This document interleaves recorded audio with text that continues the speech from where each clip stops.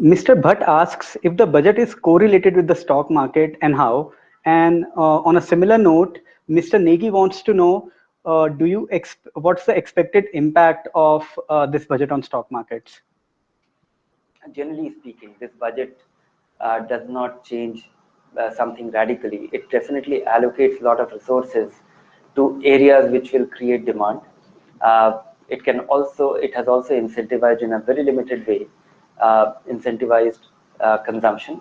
So and particularly government-led spending, leading to demand revival in a limited way, will affect. But I think the stock market took great consolation primarily from the fact that two, three things which is within budget and before budget.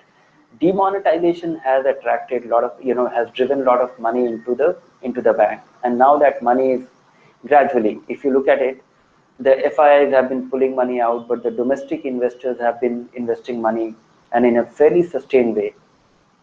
In fact, the joke is that FIIs are wary of doing a short selling India or Indian market, because the domestic investors or domestic fund managers are such a major force in the marketplace. So we haven't seen any big decline despite the lack of revival of our domestic economy or earnings growth of our Indian companies. That part, I think, there was nothing negative about the budget. The budget was definitely not populist. Then government seems very balanced with its spending approach to spending, the fiscal deficit in control, or working on the target. It was fairly conservative.